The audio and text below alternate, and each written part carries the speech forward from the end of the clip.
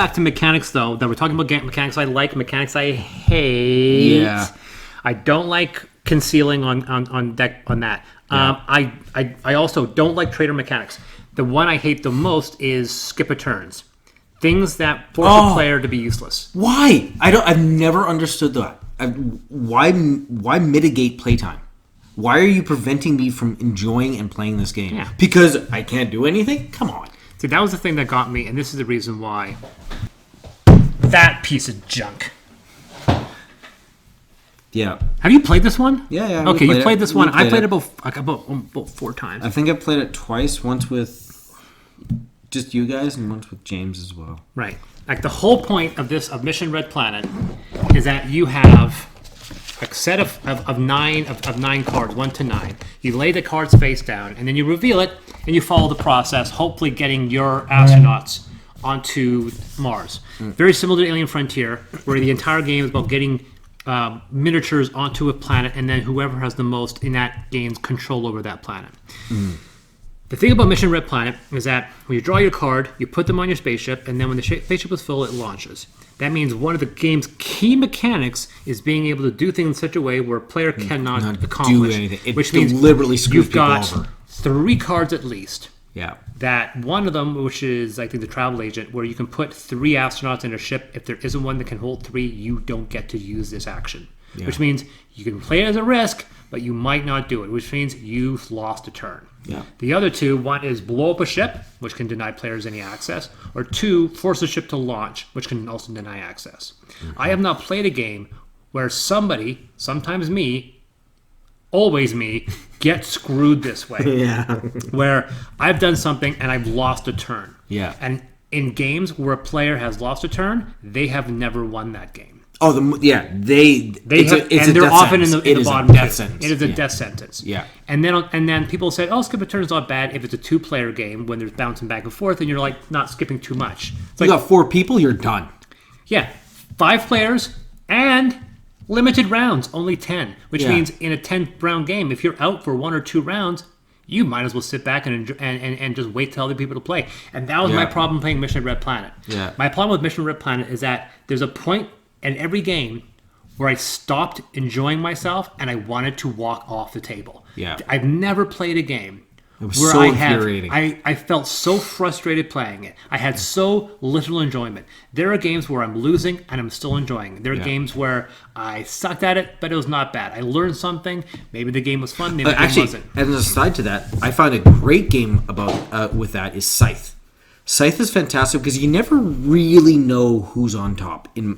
Until the final tally is done, and the games we played were close. Yeah. I'm not by any means a strategist to those games. Like they're not my favorite games, but I wasn't that far off. I've never seen somebody get completely annihilated in games like that. Right? I've never seen it. Right? Whereas Mission Red Planet, you miss a turn, you miss your first turn, you're done. Yeah, there can be huge swaths of point differences. Yeah. There was Nicole and myself. We played a game with Con and Cecilia. Mm-hmm. And the game we were playing was Evolution, which is about making monsters. Yeah. And animals, dinosaurs, and so forth. And you're evolving, and you can make carnivores or predators and so forth. Now, the funny thing was that I thought I was getting ganged up at the end because Cecilia and Con both developed carnivores and started to basically ran 2 of my species out of extinction. Yeah. The funny thing is that looking back on it, if they hadn't done that, I would have won the game. Mm-hmm. But I thought Nicole had the game in the bag, and the fact that they were ignoring her was like, you've just given the victory to her because she's the one who's leading. Mm-hmm. Not realizing that once you tally up points, is that if they hadn't done that, I would have won. Because at the end of the game, after 2 hours, 2 people who had never played the game, 2 people who had played the game that were experienced, the point spread was between 36 and 60. Wow. But what I was saying is that with Evolution, with the end of the game, like Cecilia was really new and she didn't really know what to do. She had about 36 points. But the point spread between Con, Nicole, and myself was like 6. Yeah. It was 47 to 50 and 54. Yeah. Like, that's a close. That's a close game. And I appreciate that. I appreciate that much more so than having huge swaths of point differences. Like, Yeah, but there have been some games where you don't know who was winning, and then at the end of the game, like, wow, you destroyed us. yeah, that's true. Okay, Like Carcassonne. Carcassonne, it could be a game where you're not sure who's winning, and at the end of the game, like, wow, you have 3 times my points. And that's Nicole loves that game, but we played games where I was like, I can't. It was one time she did it, one time I did it. Where I'm like, wow, I have 3 times more points than you. Yeah, like I shouldn't say point swaps should be is the wrong term. It's like when you're playing the game, you have no idea who's winning. Yeah. I prefer that than having Mission Red Planet where you miss a turn and you're done. You can see right from the board. Okay, Yeah. in 20 minutes, Jeff is going to win the game, and there's nothing we can do to stop. Yeah, that. absolutely. And he's got it. Yeah, and it does take the fun out of it. And some people are like, and that was the issue with Lost Legends, which we played, but we played with the altered rules, so we were enjoying ourselves a lot more, and so we didn't really know who was going to win until the end. Yeah. But in Lost Legends, the basic normal rules, once you get knocked out, you're like, well, you're not playing anymore, so you could probably sit out because there's no way you're going to compete with us. Yeah. Yeah, absolutely. And that was a problem. That was a huge problem. The fact that they didn't see that to fix it is just an amazing oversight on their part. Yeah. So I'm not a fan. Anything with skip a turn. Anything, and this is a funny thing too, because one of the most popular games are deck builders, and deck builders are based on a mechanic that if you don't mitigate that, can screw you. And this is a problem I have with games like Star Realms and a whole bunch of others. Just like Star Realms is a perfect example of a game that's made badly in deck building, but has for some reason been embraced by people. Yeah. Because randomization can equal out the playing field. Well, no, I won this game, you won that game, I won this game, but you're the greatest Magic player ever made, and I can beat you because the game randomized in my favor. Yeah. And that's absolutely true, but Yeah. that's not a positive point that the game's randomness can swing an inexperienced person to win against an experienced person. No, but I mean, at the same by that token, you can't. That game isn't entirely skill based. If it was entirely skill based, it'd be much more like Scythe. Yeah, in Scythe, the the randomization happens at the beginning of the game, and there's then really nothing little. changes. Yeah, exactly. That's the type of randomization I like. I like randomization where it alters the format to make the game different, alters potentially your choices, either per turn alters your choices, or alters the configuration of how to get points, the way your strategy has But you to still have adapt. the ability to get all those But points. you always have something productive that you can do each turn to make sure that Yes. your game is moving towards. And this is I think that's what I was more so referring to. There's always a method of being able to do something. Mission Red Planet, you miss a turn. Yeah, I mean, that's it.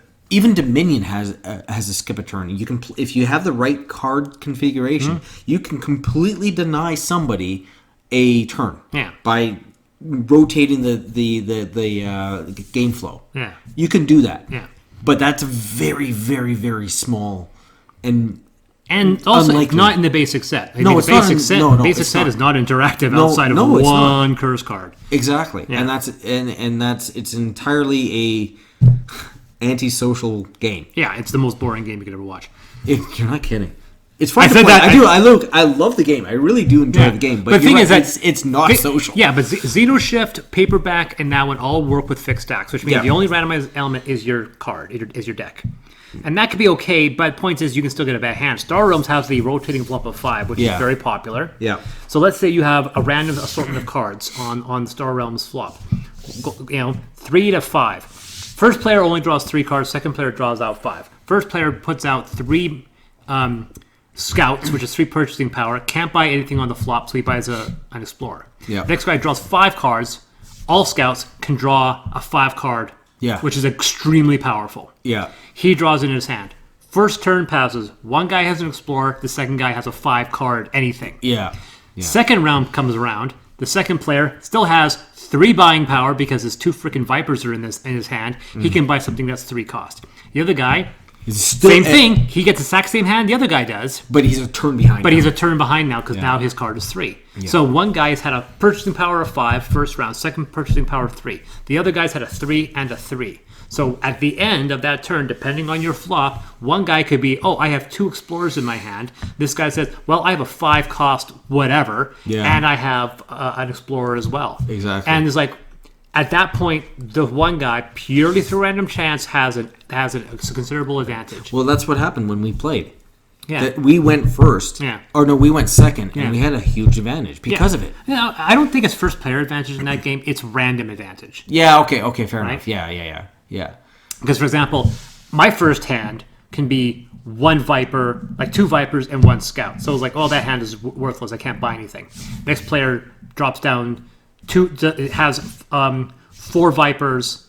Sorry, 1 Viper and 4 Scouts and can buy a 4-cost thing. But then I get a full hand of 5, can buy a 5-cost card. Next thing you know, I have a much more powerful 5-cost. Because in Star Realms, it's freaking exponential when you get to the cost. Yeah. Like a 1-cost card is basically useless. 2s are not bad. 3s are pretty good. 4s are really good. Yeah. 5s are like wow, but 7 and 8s are like insane. Like not even. Yeah. You get a 7 or 8 cost card in your hand at any point, you're halfway to winning, unless it's late in the game. Yeah. Like if you ever watch the AI playing Star Realms, you watch it, and if the AI buys the same cards over and over, you know there are set strategies. And if it can get to that card before you can, it's halfway to winning. And they're kind of playing like, oh, look at that. There's a card that everyone buys. Can I get it before he does?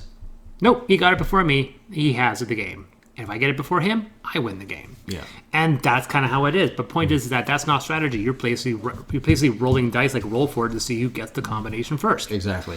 And that's fun in a casual game, but the moment you try to take it seriously as a strategic game, there's nothing to it. Yeah. Right? Yeah. I backed their Kickstarter. My issue with Star Realms is that so many people have done it better. Even Star Realms' predecessor, Ascension, does Star Realms better than Star Realms. Ascension is better than Star Realms, even though people who made Ascension did Star Realms. I would go back to doing Ascension. That was a better mechanic because it had a slightly better balance. It had 2 different strategies rather than I want to hit you hard and then make me not hit. And then and Ascension is just like, well, I can hit you, I can hit the monsters, or I can build up really expensive cards, and my deck is worth more points rather than the monsters I'm playing. There's alternate point value. Again, that's me going back to Scythe. I mean, I know Scythe isn't my favorite game, but there's so many ways you can get points in that game. There's so many ways you can be viable. That's why I like Kepler, because Kepler and Scythe are very similar, but Kepler is just like thematically. But then Kepler's a little different. Kepler gives you a mission card like, oh, you get additional 3 points if you colonize this planet. Oh, neat. Oh, I just got to find that planet. But the point is, you can go, how do I want to do that? Do I want to start my colonies now? Yeah, see, that's... Or do I want to do this? So, like, when I first played it, I threw out ships, go, my little children, and they flew off out to the other side. I'm like, oh, funny. And then I played a game, and I'm like, I'm going to stay right where I am and just develop my tech. And then when I built my ships, they zipped across at warp speed to their destinations.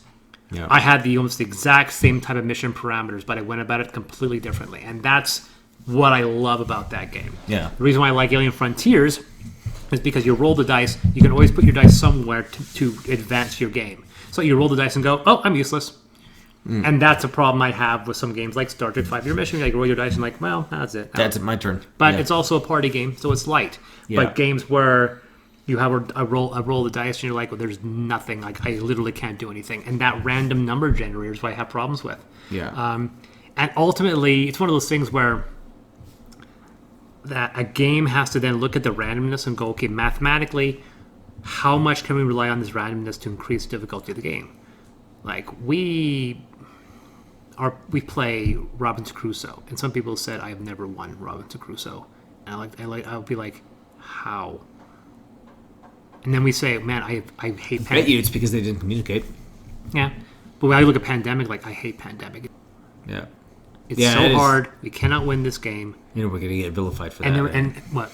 Saying Pandemic is so hard. You get because people are gonna say the game's easy. I go, but it's like you can't finish Robinson Crusoe. Yeah. Well, yeah, because the game's really, really hard. I have only won it once. I go, how? Yeah. We're playing at normal difficulty. We still won. Like, what are you doing? Yeah. It's like, I don't know. We're doing this like you were doing this. Like, yeah. I don't know. Maybe you just rolled well. And that's kind of the thing. Yeah. Yeah. And the funny thing is, and this is what I said often, is that as you increase the difficulty of the game, the more you have to rely on the random number generator to save your life. And that's why I think Robinson Crusoe dances that little edge. If they made the game slightly more difficult, at that point I would hate it because at that point, the game is determined, or success of the game is determined by randomness. Yeah, and not and Managed to Madness. Now that we know how to play the game right, it doesn't seem that it's a hard game. But Elder Sign, just like, well, I wasted my time. Yeah, because that was frustrating. Yeah. That was frustrating about Elder Sign because I mean, I played the game 4 times. I played it a lot. And I found when I rolled well, yeah, it was great. It was a hoot. But there was more often than not, I was just, okay, well, I can't do anything. Yeah. More often than not. And in a 6-player game, I'm like, well, I'm useless. All right, Jen, go. I'll see you guys in 5 minutes. Yeah, exactly. Other game mechanic you dislike? I don't know why you mentioned why I talk too much. Well, one that I do like is bluffing. I mean, I love... I know. I love bluffing games. Oh, it If that's the design of the game. Like Sheriff of Nottingham, to me, is a fun game. I love games like that. If you've been drinking, Sheriff of Nottingham is a good game. Okay, fair. Yes. It is much more... It's harder to read people when they're slobbering drunk. What I find interesting about bluffing games, and this is one of the things that comes from D&D, you have an intelligence... Your character has an intelligence of 17. Your intelligence is whatever your intelligence is. Yeah. And the GM relies on the intelligence of the party to figure things out, but their intelligence is based on the players. So somebody who's like a wizard who has an intelligence of 18, it's like, well, we want to be able to... I want to research this. I was like, what do you look for? I don't know. What should I look for? I don't know. What are you looking for? And then the person in me goes, he has an int of 18. He's smarter than the player playing him. It's like there was a situation where a guy's like, I tell those two to stop fighting. Okay, what do you say? Stop fighting. Hey, stop fighting. Okay, make a persuasion check. 22. Okay. You say something better. And they stop fighting. Because ultimately that's what you need to do. Because GMs forget that. It's like, can I think of a better plan? I don't know, roll your int.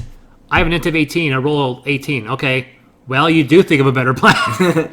Right? But there's so many times where the GM says, no, I'm going to rely on the player intelligence. Well, what do I have an int for? That just tells you how many spells you get. Yeah, basically. Exactly. And there's been too many times where I played games with people where it's just like, oh, you're playing this smart person. Really? I don't seem very smart.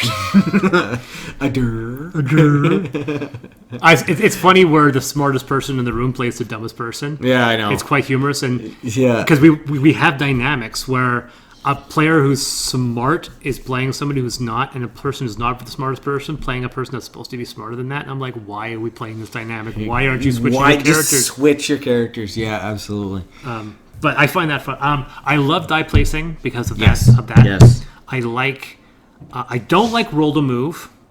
I don't like skip a turn. I don't like where my entire strategy can be thrown out because I pulled something out of a bag or I rolled something that was bad, which is too bad because like that is like the core of games. Yeah. The whole point is like there's this great equalizer, this random generator. Yeah. And if you want to play a game where nothing changes, you play chess. Yeah. But it wouldn't like. Someone's out there. Do you know what chess needs? A blank board. You have a bag of all your white pieces and roll. No, and you have your bag of black pieces. You pull it out and go. I have a pawn. So I have a queen. I win. I'm a queen. Okay. And then I beat you. Okay, and then I pull out another pawn. Okay, rook. This game sucks. Why am I not pulling something good out of this bag? Yeah. But the fact that some really well-known deck builders like Star Realms get away with just... Or adding gambits. Oh, you mean another random factor. Yeah. Or adding these. You mean another random factor. And that's just mitigating how you adding play. more random elements to your bloody game and start adding things that allow people to mitigate that randomness. No, gambits are a way to mitigate. Are they random? Yes. Then they're random. They're not mitigating the randomness. Because there are gambits, by the way, which are broken. Like there's a gambit where you just shred it and you get 2 coins. So let's say you're going second, you get a 5 flop, and you get your 2. You Boom, got 5 and 7, you grab a 7 cost card, you've won the game. Yeah. Right? And it's just, and the thing is, that might not happen. Yeah, but it also might. It also can. Statistically, it can. Yeah, statistically, it absolutely can. It may not happen this turn, but there'll be a round where, oh, look, there's that 8 cost station that allows you to shred 2 cards and draw 2 cards. That's also got a 6 strength. It's one of the tough, it's not the most powerful single card in the game. I have a disposable 2 income that I can use anytime. I'm just going to buy that. Yeah. Excuse me. And then the game is statistically going to work in my favor. Can you beat me before my deck completely obliterates you? Yeah.